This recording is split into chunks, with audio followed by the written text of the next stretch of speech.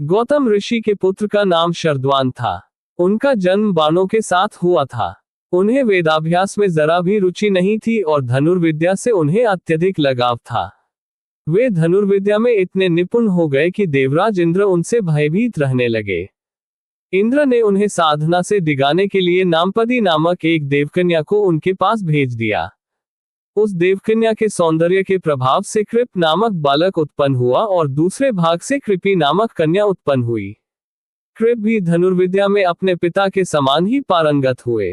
भीष्म जी ने इन्हीं कृप को पांडवों और कौरवों की शिक्षा दीक्षा के लिए नियुक्त किया और वे कृपाचार्य के नाम से विख्यात हुए। कृपाचार्य के द्वारा पांडवों तथा कौरवों की प्रारंभिक शिक्षा समाप्त होने के पश्चात अस्त्र शस्त्रों की विशेष शिक्षा के लिए भीष्म जी ने द्रोण नामक आचार्य को नियुक्त किया। द्रोण के साथ प्रशत नामक राजा के पुत्र द्रुपद भी शिक्षा प्राप्त कर रहे थे तथा दोनों में प्रगाढ़ मैत्री हो गई।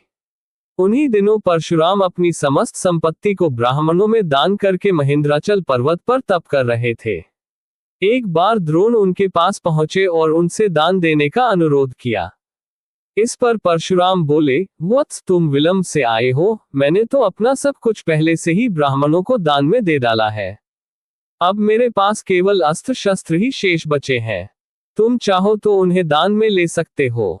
द्रोण यही तो चाहते थे, अतः उन्होंने कहा, हे गुरुदेव, आपके अस्त्र शस्त्र प्राप्त करके मुझे अत्यधिक प्रसन्नता होगी, किंतु आपको मुझे इन अस्त्र शस्त्रों की शिक्षा दीक्षा देनी होगी तथा विधि विधान भी बताना होगा। इस प्रकार परशुराम के शिष्य बनकर द्रोण अस्त्र शस्त्रादि सहित समस्त विद्याओं के अभूतपूर्व ज्ञाता हो गए। शिक्षा प्राप्त करने के पश्चात द्रोण का विवाह कृपाचार्य की बहन कृपी के साथ हो गया। कृपी से उनका एक पुत्र हुआ। उनके उस पुत्र के मुख से जन्म के समय अश्व की ध्वनि निकली, इसलिए उसका नाम अश्वत्थामा रखा गया। किसी प्रकार का राजाश्रय प्राप्त न होने के कारण द्रोण अपनी पत्नी कृपी तथा पुत्र अश्वत्थामा के साथ निर्धनता के साथ रह रहे थे। एक दिन उनका पुत्र अश्वत्थामा दूध पीने के लिए मचल उठा, किंतु अपनी निर्धनता के कारण द्रोण पुत्र के लिए गाय के दूध की व्यवस्था न कर सके। अकस्मात उन्हें अपने बाल्यकाल के मित्र राजा द्रुपद का स्मरण हो आया, जो कि पांचाल देश के नरेश बन चुके थे। द्रोण ने द्रुपद के पास जाकर कहा, मित्र, मैं तुम्हारा सहपाठी रह चुका हूँ। मुझे दूध के लिए एक गाय की आवश्यकता है और तुमसे सहायता प्राप्त करने की अभिलाषा लेकर मैं तुम्हारे पास आया हूँ। इस पर द्रुपद अपनी पुरानी मित्रता को भूलकर तथा स्वयं के नरेश होने के अहंकार के वश में आकर द्रोण पर बिगड़ उठे और कहा, तुम्हें मुझको अपना मित्र बताते हुए लज्जा नहीं आती? मित्रता केवल समान वर्ग के लोगों में होती है, तुम जैसे निर्धन और मुझ जैसे राजा में नहीं। अपमानित होकर द्रोण वहां से लौट आए और कृपाचार्य के घर गुप्त रूप से रहने लगे। एक दिन युधिष्ठिर आदि राजकुमार जब गेंद खेल रहे थे तो उनकी गेंद एक कुएं में जा गिरी। उधर से गुजरते हुए द्रोण से राजकुमारों ने गेंद को कुएं से निकालने लिए सहायता मांगी। द्रोण ने कहा, यदि तुम लोग मेरे तथा मेरे परिवार के लिए भोजन का प्रबंध करो तो मैं तुम्हारा गेंद निकाल दूंगा।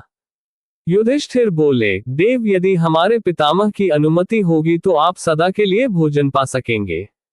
द्रोणाचार्य ने तत्काल एक मुट्ठी सीख लेकर उसे मंत्र से अभिमंत्रित किया और एक सीख से गेंद को छेदा। फिर दूसरे सीख से गेंद में फंसे सीख को छेदा। इस प्रकार सीख से सीख को छेदते हुए गेंद को कुएं से निकाल दिया। इस अद्भुत प्रयोग के विषय में तथा द्रोण के समस्त विषयों में प्रकांड पंडित होने के विषय में ज्ञात होने पर भीष्म पितामह ने उन्हें राजकुमारों के उच्च शिक्षा के नियुक्त कर राजाश्रय में ले लिया और वे द्रोणाचार्य के नाम से विख्यात हुए।